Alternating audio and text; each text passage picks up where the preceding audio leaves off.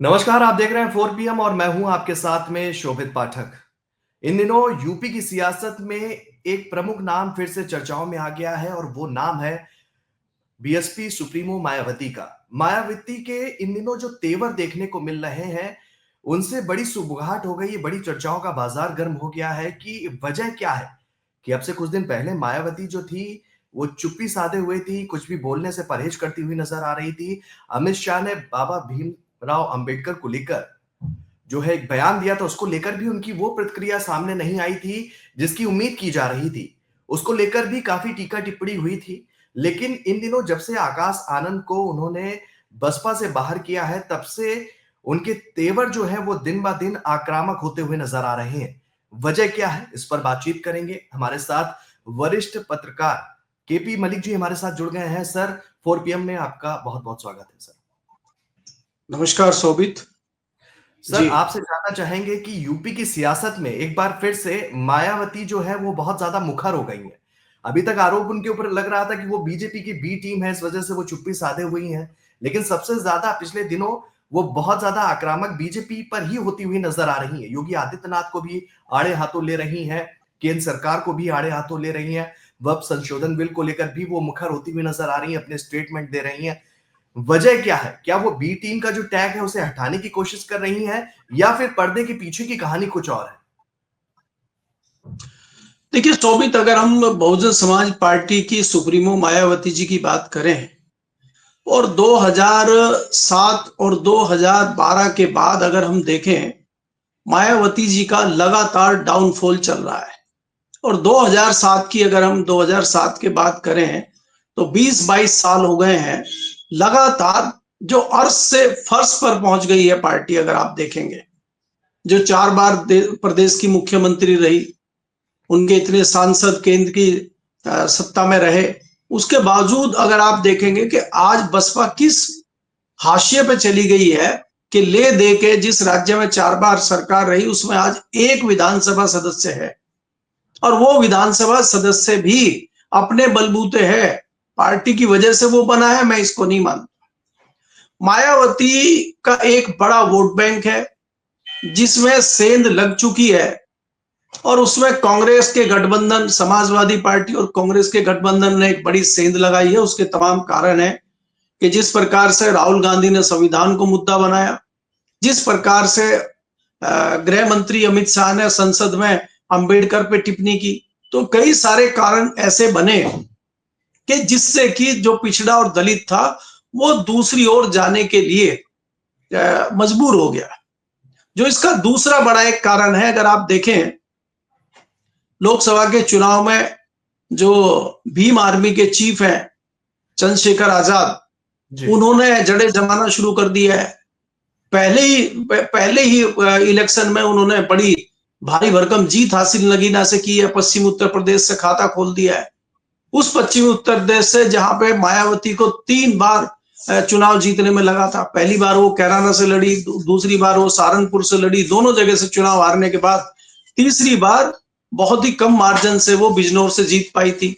ऐसी जगह में चंद्रशेखर का पहली बार में ही जीतना, और उनका जो वर्ग है, खासकर युवा वर्ग है, उसमें एक लोकप्रियता हासिल चंद्रशेखर कर रहे हैं। कहीं ना कहीं इसको भी देख के मायावती में घबराहट है। दूसरा जो कारण है इसका कि जिस प्रकार से बिहार से लगातार आवाज आ रही है कि जिसकी जितनी हिस्सेदारी उसकी उतनी भागीदारी, ये जो नारे लग रहे हैं। दूसरा, जातीय जनगणना की बात हो रही है, और मुखर होके तमाम मुद्दे पार्लियामेंट के अंदर चंद्रशेखर उठा रहे हैं। उससे भी कहीं ना कहीं मायावती को ये लगने लगा है कि हमारी पार्टी का कहीं अस्तित्व ही ना मिट जाए, इसलिए मायावती थोड़ी जो है अभी एक्टिव हुई है। इसके अलावा अगर आप देखेंगे, दूसरा जिस प्रकार से लोकसभा के चुनाव में अपने भतीजे को आगे लेके आई और एकाएक पार्टी में लगा, लोगों को लगने लगा कि मायावती जी इस बार बहुत बड़ा मामला करेंगी, लेकिन वो अकेली चुनाव लड़ी और उन्होंने जो है बीजेपी को ही फायदा पहुंचाने का काम किया। इस तरह के आरोप भी उनके ऊपर लगे, लेकिन उसके बावजूद जो गठबंधन था सपा और कांग्रेस का, उसने एक रिकॉर्ड जीत हासिल की, और उससे कहीं ना कहीं भारतीय जनता पार्टी में भी घबराहट पैदा हो गई, क्योंकि मायावती से टूट के जो पिछड़ा दलित भाजपा में गया था, अब उसका रुख कांग्रेस और समाजवादी पार्टी की तरफ को हो गया है। हालांकि इसके अलहदा अगर आप बात करेंगे सौवी, तो एक चर्चा ये भी है, जो राजनीतिक जानकार है उनका ये मानना है कि मायावती जिस प्रकार से बिहेव कर रही हैं, जिस प्रकार से वो लगातार कांग्रेस के ऊपर वार करती थी और एकाएक वो भारतीय जनता पार्टी या योगी आदित्यनाथ के ऊपर आजकल वार कर रही हैं, एक्टिव दिखाई दे रही हैं, प्रेस कॉन्फ्रेंस कर रही हैं, ट्विटर पे भी बहुत ज्यादा एक्टिव हैं। और अभी पिछले दिनों उन्होंने कहा कि उद्योगपतियों और धनपतियों का फायदा भारतीय जनता पार्टी की सरकार कर रही है और पिछड़ा और दलित कोई खास लाभार्थी नहीं बन पा रहा है उत्तर प्रदेश में सरकार का। तो सीधा सीधा योगी के ऊपर हमला करना जताता है कि इंडिविजुअली उनको मजबूत करने के लिए, खड़ा करने के लिए बीजेपी ने भी पीछे से कोई डोज दी है और आने वाले 2027 के विधानसभा चुनाव में वही ट्रायंगल बना रहे, इसकी कोशिश भारतीय जनता पार्टी कर रही है। लेकिन ये लोगों का मानना है और ये कई जो राजनीतिक विश्लेषक हैं उनका मानना है, लेकिन मैं इसको कम मान के चल रहा हूं। मुझे ये लगता है कि मायावती को लग गया है कि अब मेरे सामने जो खतरा था कांग्रेस के रूप में, समाजवादी पार्टी के रूप में, उससे बड़ा खतरा चंद्रशेखर है। क्योंकि जिस प्रकार से तेजी से उनका जो कोर वोटर है वो तेजी से जो चंद्रशेखर के साथ जुड़ रहा है और वो लगातार पार्टी के अधिक से अधिक वोटों को खींच रहा है, उससे कहीं ना कहीं मायावती सकते में है। जिस प्रकार से परिवार में भी देखा कि उन्होंने एक बयान दिया कि मेरा परिवार बहुजन समाज है, मैं किसी अपने परिवार को ही बागडोर नहीं दूंगी, जो इसका हकदार होगा मैं उसी को बसपा सौंपूंगी। तो इस तरह के जो बयान आने लगे हैं, ये जताता है कि मायावती के ऊपर, क्योंकि आपको याद होगा कि पीछे परिवारवाद का आरोप भी मायावती के ऊपर लगा था। पहले उनके ऊपर जो है धन की बेटी का लगा था, रुपए की बेटी का आरोप लगा था, फिर उनके ऊपर परिवारवाद का आरोप लग गया। तो कई सारे ऐसे आरोप उनके ऊपर लगे थे जिससे उनके कोर वोटर का मोह भंग होने लगा था। तो मुझे लगता है कि मायावती इस बात को लेकर घबराई हुई है कि एक बड़ी फोर्स उनके खिलाफ तैयार हो रही है और उनका वोट कहीं ना कहीं खिसक जाएगा, इसलिए मुझे लगता है कि वो एक्टिव हुई है। जी जी, बिल्कुल सर। और कहीं न कहीं जो इस वक़्त उनकी शैली है, उसकी चर्चाएँ ज़ोरों से हो रही हैं। कुछ लोग कह रहे हैं कि वो अब बहुत ज़्यादा कह सकते हैं परेशान हैं, उन्हें समझ में नहीं आ रहा है, जल्दबाज़ी में वो इस तरह की बयानबाज़ी दे रही हैं, इस तरह के कदम उठा रही हैं और वो कदम उनकी पार्टी पर भारी पड़ते हुए नज़र आ रहे हैं। कुछ जो लोग हैं वो कह रहे हैं कि बीजेपी की बी टीम है, जैसा ऊपर से गाइड करते हैं, जैसा उनको आदेश दिया जाता है, वो इस हिसाब से काम करती हुई नज़र आ रही है। वजह क्या मानते हैं? क्या आपको भी लगता है कि मायावती अब अपने में परेशान है या किसी के कहने पर काम कर रही हैं या वोट बैंक जिस हिसाब से उनका लगातार शिफ्ट होना शुरू हो चुका है और अब उनके हाथ फिलहाल खाली होते हुए नजर आ रहे हैं, उसकी झटपटाहट है उनके बयानों में? देखिए सोमित, अगर आप देखें मायावती का अपना जो कोर वोट है उसमें आज भी उनका दबदबा है। ऐसा नहीं है कि मायावती जी समाप्त हो गई हैं। इतने बुरे दौर में भी 8 से 9% वोट अभी मायावती के साथ है। लेकिन अब उनको ये लगने लगा है कि जो 8-9% वोट है ये भी खिसकता हुआ नजर आ रहा है, क्योंकि पिछले लोकसभा चुनाव के बाद भी लगभग 6 महीने से अधिक का समय हो गया है, वो बहुत ज्यादा कोई करिश्मा नहीं दिखा पाई है। और चंद्रशेखर लगातार जैसे सड़कों पे उतरते हैं, चंद्रशेखर आपने देखा होगा पिछले दौरान पूरे उत्तर प्रदेश में उन्होंने आंदोलन किए। हालांकि बहुत ज्यादा उनका कोई दिखाई नहीं दिया उस तरह का मामला, लेकिन एक परसेप्शन बना कि जिले जिले में वो पार्टी धीरे धीरे बढ़ रही है। और अगर वो पार्टी बढ़ रही है तो उसमें बहुतायत में वही लोग हैं जो कभी बसपा में हुआ करते थे और नए पिछड़े और दलित युवा हैं जो नए चंद्रशेखर में एक ऊर्जावान नेता देख रहे हैं अपने पिछड़े दल का। तो वो उसके साथ आगे बढ़ रहे हैं और इसमें चंद्रशेखर की तरफ से भी कोई कमी नहीं है। अगर कोई भी घटना होती है किसी दलित के साथ तो वो तत्काल वहां पहुंचते हैं और मीडिया के सुर्खियां बनते हैं। फिर वो कुछ दिन के बाद जब हाउस चलता है तो उस चीज को हाउस में उठाते हैं। तो आम जनता को यही तो चाहिए। तो इस चीज में मायावती पिछड़ गई है और चंद्रशेखर आगे बढ़ गए हैं। तो मुझे लगता है कि सबसे बड़ा खतरा जो आज मायावती को दिख रहा है वो चंद्रशेखर के रूप में दिख रहा है और उनको ये लग रहा है कि कहीं मेरी पार्टी का जो सारा वोट है वो कहीं ट्रांसफर ना हो जाए। और भारतीय जनता पार्टी के लिए भी वो नुकसानदायक है। भारतीय जनता पार्टी दूसरे एंगल से देखती है। भारतीय जनता पार्टी को ये लगता है कि जैसी कि मेरी भी सूचना है, मेरे भी सूत्र बताते हैं, चंद्रशेखर इस बार इंडिविजुअल किसी के साथ समझौता ना करके अकेले पूरे उत्तर प्रदेश में चुनाव लड़ने की कोशिश करेंगे। और अगर वो चुनाव लड़ेंगे और वो अपना कैडर खड़ा करते हैं, अपनी पार्टी को खड़ा करते हैं, हर जिले में उनकी पार्टी का कैडर खड़ा होगा, तो इसका नुकसान सबसे ज्यादा बसपा को होगा। दूसरी चीज ये है कि अगर बाय द वे वो समाजवादी और कांग्रेस के गठबंधन के साथ मिलकर लड़ते हैं, तो एक बड़ा नुकसान मायावती को तो होगा ही, भारतीय जनता पार्टी को भी बड़ा नुकसान हो सकता है। क्योंकि पिछड़ा और दलित जो है वो संविधान के मुद्दे पे, अम्बेडकर के मुद्दे पे अभी भी भारतीय जनता पार्टी से नाराज है।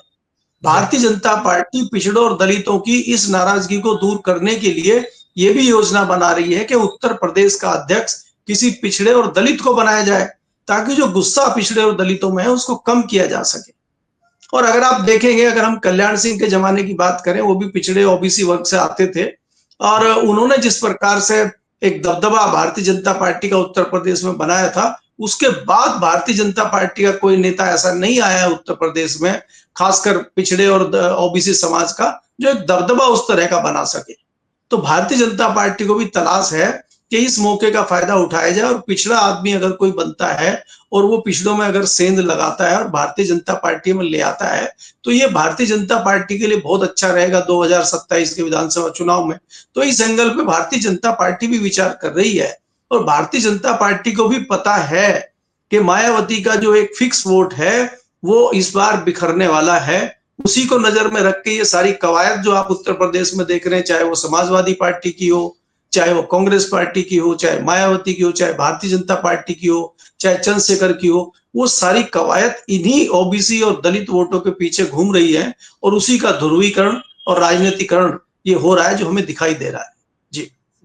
अच्छा सर, थोड़ा सा पीछे चलते हैं, समझना चाहूंगा आपसे कि वजह क्या मानते हैं। 2007 में पार्टी का कद इतना बढ़ जाता है, पूर्ण बहुमत की सरकार लेके आती है, 2012 तक आते आते पार्टी जो है हाशिए पर चली जाती है, और अब की स्थिति जो है वो किसी से छुपी नहीं है। हर राज्य में जाकर अकेले चुनाव लड़ती है। दिल्ली विधानसभा चुनाव भी हुआ हाल ही में, यहाँ पर भी पूरी सीटों 70 सीटों में जो है अपने प्रत्याशी उतारे उन्होंने। लेकिन लगातार जो मामला है, जो उनका वोट बैंक है वो छिटकता हुआ जा रहा है, वो उन पर भरोसा नहीं जता पा रहा है मायावती पर। जो उनका पुराना कद है शायद वो नहीं रहा, या वजह कुछ और समझ में आती, क्योंकि आरोप तो है वो बीजेपी के साथ मिली भगत के लगते हुए आ रहा है। कुछ आपको इस तरह से समझ में आता है, या वजह कुछ और है कि लगातार जो ये पार्टी है अब उसके अस्तित्व पर ही बड़ा संकट जो है खड़ा होने लगा है? देखिए सोवित, अगर आज हम उत्तर प्रदेश के मामले को देखें, आज भी लोग इस बात का जिक्र करते हैं कि मायावती का जो कार्यकाल था उसमें कानून व्यवस्था और उस तरह की कई सारी चीजें, बहुत अच्छा शासन मायावती ने किया। उससे चाहे किसान वर्ग हो, चाहे पिछड़ा वर्ग हो, चाहे दलित वर्ग हो, सब बड़े खुश थे और उस शासन को याद करते हैं। लेकिन जिस प्रकार से एक एक करके मायावती के लोग टूटते गए, मायावती का साथ छोड़ते गए उनके तमाम नेता। दूसरा जो एक गंभीर आरोप मायावती के ऊपर लगा कि वो पैसे लेकर टिकट देती है, उसको प्रचारित बहुत ज्यादा हुआ और उससे पार्टी की छवि गिरी है। उसके बाद जो दूसरे अन्य जातियां या अन्य वर्ग जुड़ते थे वो धीरे धीरे अलग हुए, और जो इनका कोर वर्ग है वो सिर्फ इनके पास रह गया, बाकी सब छोड़ छोड़ के बीजेपी में चले गए, और इस तरह की चीजें हुई। 2013 का मुजफ्फरनगर दंगा इसमें बहुत महत्वपूर्ण भूमिका निभाता हुआ दिखता है। अगर आप देखेंगे उसमें तमाम जो दूसरे जाति, दूसरे वर्ग थे, वो भारतीय जनता पार्टी के साथ एकाएक चले गए, क्योंकि उस टाइम पे समाजवादी पार्टी की सरकार थी, और अखिलेश और उनके जो दूसरे लोग थे, चाहे वो मुलायम सिंह जी का मामला हो, चाहे शिवपाल जी का मामला हो, ये लगता था कि कहीं ना कहीं एक दमन चक्र दूसरे लोगों पे चल रहा है और सिर्फ मुस्लिमों को बढ़ावा दिया जा रहा है।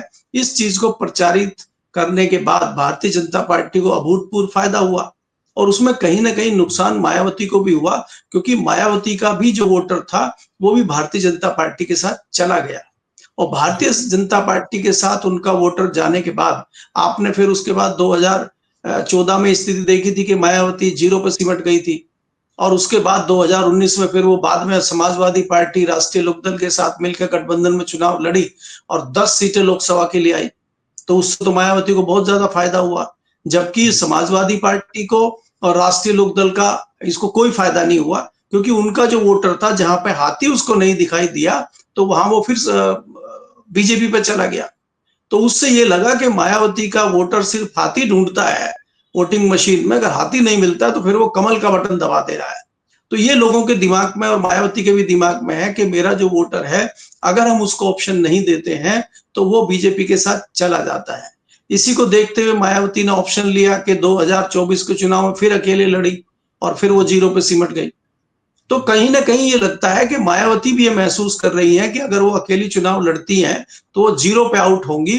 तो इसकी संभावना पिछले दिनों आप ये भी देख रहे हैं कि कई दिनों से ये भी चर्चा चल रही है, जब से मायावती ने प्रेस कॉन्फ्रेंस की है, जब से भारतीय जनता पार्टी के ऊपर आरोप प्रत्यारोप का दौर शुरू किया है, तो एक ये भी सुगबुगाहट है कि कहीं ना कहीं समाजवादी पार्टी और बसपा मिलकर चुनाव लड़ रहे हैं। क्योंकि संभावना ये भी है कि जिस प्रकार से दिल्ली में, जिस प्रकार से अभी बिहार में कोशिश कर रही है कांग्रेस कि वो अलग चुनाव लड़ेगी, अकेले चुनाव लड़ेगी, वो अपना, उसको चुनाव जीतना नहीं है लेकिन उसको अपना कैडर खड़ा करना है, अपनी पार्टी को जिंदा करना है, और वो चाहती नहीं है कि वहां तमाम छोटे छोटे दल खड़े हों। तो कहीं ऐसा निर्णय अगर कांग्रेस उत्तर प्रदेश में ले लेती है तो उस परिस्थिति में बसपा का क्या होगा या सपा का क्या होगा। तो ये दोनों मिलकर चुनाव लड़ लेंगे या दोनों चुनाव लड़ने की कोशिश करेंगे, उसमें दोनों का ही फायदा है। क्योंकि आपने देखा है कि बसपा को तो फायदा बहुत ज्यादा होता है, सपा को जी। कितना होगा ये समय बताएगा, लेकिन इसको क्या होगा, कम से कम कांग्रेस को टक्कर दी जा सकती है। ये सोच के भी इस तरह की चर्चाएं उत्तर प्रदेश में भी चल रही हैं।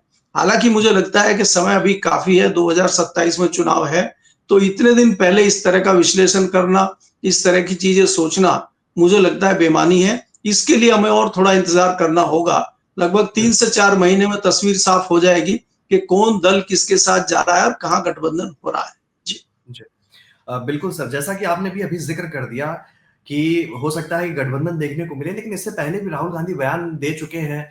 रायबरेली दौरे पर जब वो आए थे, उन्होंने कहा कि हमने ऑफ़र दिया था, बहन जी को हमने ऑफ़र दिया था महागठबंधन में शामिल होने के लिए, लेकिन उनका कोई रिप्लाई नहीं आया। उसके बाद केशव देव मौर्य जो है, उनका बयान आता है। हालाँकि उनका बयान कुछ लोग बहुत हल्के में ले रहे हैं, लेकिन कुछ उस बयान को बहुत दूरगामी तक जोड़कर देख रहे हैं कि केशव देव मौर्य जो सजेस्ट कर रहे हैं, वही फिलहाल अंदर खाने तस्वीर बनती हुई नजर आ रही है। कि जैसा कि आपने भी कहा कि आगे चलकर हो सकता है, कयास लगाना तो जल्दबाजी होगा, लेकिन हो सकता है कि सपा और बसपा एक मंच पर फिर से नजर आए। लेकिन यहाँ पर इन सब बातों को थोड़ा सा साइड करती हुई चीजें ये निकल कर आ रही हैं कि जो इस वक्त वो बीजेपी के खिलाफ बोलना उन्होंने शुरू किया है, वो एक तरफ ये भी इशारा कुछ लोग करते हुए नजर आ रहे हैं कि बीजेपी के कहने पर वो थोड़ा-सा नाराज़गी व्यक्त कर रही हैं, दिखा रही हैं कि नहीं, हम बीजेपी के खिलाफ मोर्चा हमारा अभी भी खुला हुआ है। जो पिछले दिनों थी वो वजह कुछ और थी। ये दिखाने की कोशिश कर रही हैं बीजेपी के कहने की, जैसा कि आपने भी ज़िक्र किया शुरुआत में कि बीजेपी के कहने पर वो थोड़ा-सा उनका रंग बदला हुआ नज़र आ रहा है। तो ऐसे में दो चीज़ें क्या वाक़ई आपस में मर्ज होंगी कि या रास्ते ही अलग होंगे? या मायावती फिर एकला चलो की राजनीति पर काम करती हुई नज़र आएँगी? देखिए सोवित, अगर आप देखें, आप खुद भी कहते हैं और बाकी लोगों में भी चर्चा है कि मायावती की बसपा भारतीय जनता पार्टी की बी टीम है। जी, तो इस जो आपके ऊपर एक ठप्पा लगा हुआ है, आपके ऊपर जो एक मोहर लगी हुई है भारतीय जनता पार्टी की बी टीम की, मायावती कहीं ना कहीं उससे बचना चाहती है। मायावती उस ठप्पे को मिटाना चाहती है कि हम भाजपा की बी टीम नहीं है, इसलिए वो भारतीय जनता पार्टी के खिलाफ बयान दे रही है, भारतीय जनता पार्टी के ऊपर जो है आरोप प्रत्यारोप कर रही हैं। तो वो कोशिश कर रही है कि वो ऐसा मैसेज दें और उनके जो वोटर हैं, उनके जो अनुयायी हैं, उनके जो मतदाता हैं, उनके पास एक ऐसा मैसेज जाए कि ये जो आरोप है मिथ्या आरोप है और दूसरे सियासी दल उनको बदनाम करने के लिए इस तरह से उनकी छवि बना रहे हैं। तो वो इस छवि को बदलना चाहती हैं। लेकिन क्या खाली बयान देने से या इस तरह की चीजें करने से इनका जो दाग है वो धुल जाएगा, ये ठप्पा हट जाएगा? ये सोचने वाली बात है।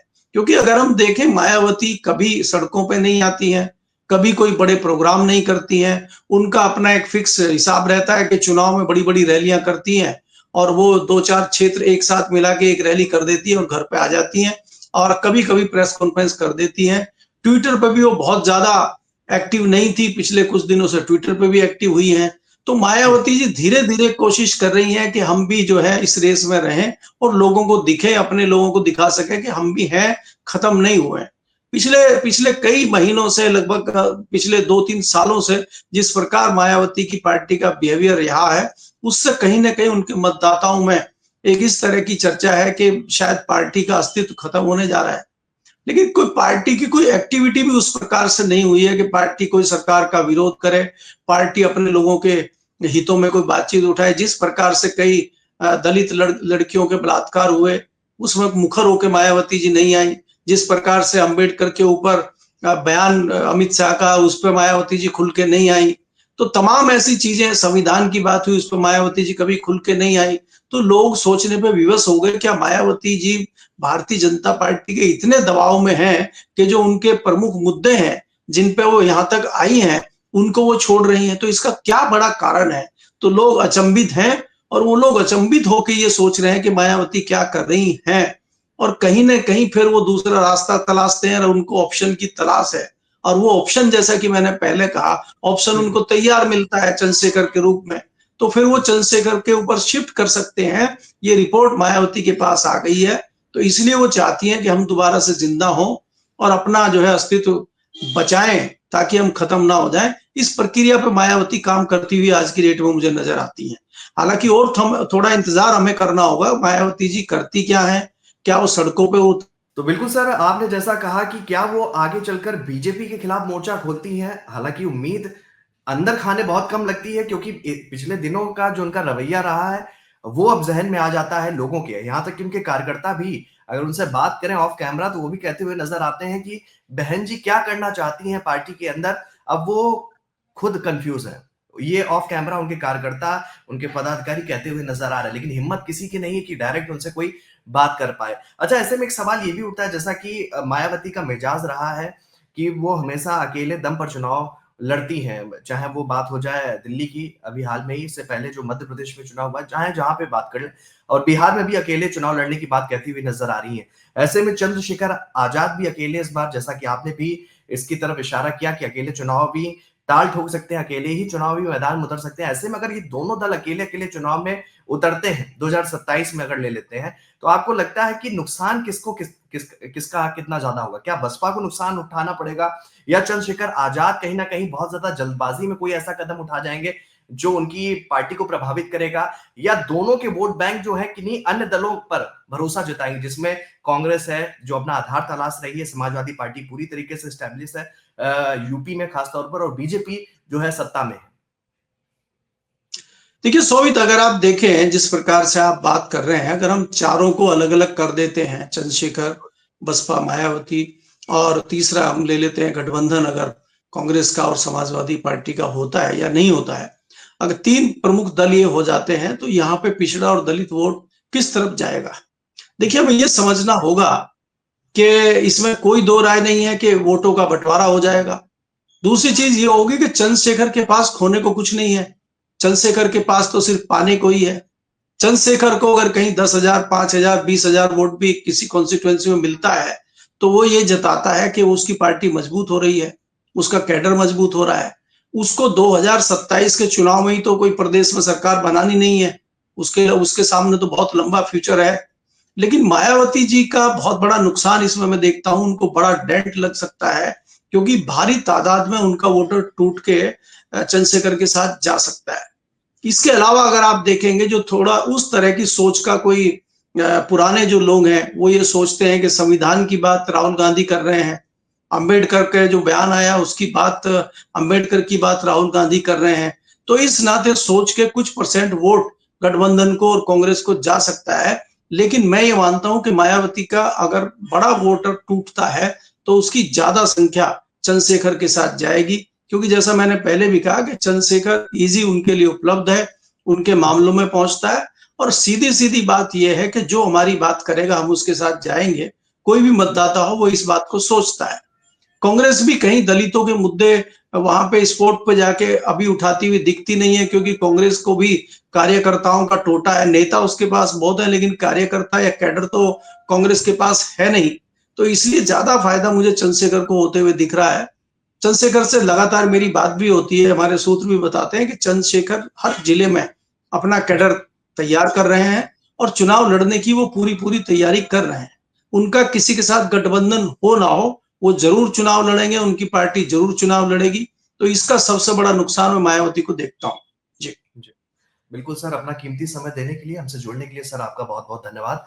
तो कह सकते हैं कि मायावती का सियासी भविष्य क्या होगा, ये जो अटकलें लग रही हैं उस पर अब लगभग जो तस्वीर है वो साफ होना शुरू हो गई है, क्योंकि मायावती लगातार एक्टिव होती हुई नजर आ रही है, बीजेपी पर वो लगातार हमला कर रही है, ये थोड़ी सी नई बात है। हालांकि नई बात इसलिए है क्योंकि पिछले कुछ दिनों से वो लगातार चुप्पी साधी हुई थी बीजेपी को लेकर। उनका जो रवैया था उसको लेकर तमाम सवालिया निशान भी खड़े होते हुए नजर आ रहे थे यूपी की सियासत में। तो तमाम तरह की ऐसी चीजें हैं जो इस वक्त मायावती को बहुत ज्यादा एक्टिव होती हुई दिखाती हुई नजर आ रही है। एक्टिव वो कितना होंगी, बीजेपी के खिलाफ कितना मुखर होंगी, बीजेपी के खिलाफ क्या मोर्चेबंदी करेंगी, क्या सड़कों पर उतरेंगी, या फिर इसके इतर भी एक तस्वीर है कि वो समाजवादी पार्टी के साथ जुड़ना पसंद करेंगी। ये तमाम ऐसे सवाल हैं जो अभी भी लगातार खड़े हुए नजर आ रहे हैं। सियासी भविष्य क्या होगा मायावती का, इस पर भी हम अन्य आने वाले समय में और भी चर्चा करते रहेंगे। सियासत में मायावती और कितना आगे जाएंगी 2027 के लिहाज से, बसपा कितना ज्यादा अपने आप को मजबूत कर पाएगी, ये भी बड़ा सवाल है। फिलहाल मुझे दीजिए इजाजत, नमस्कार।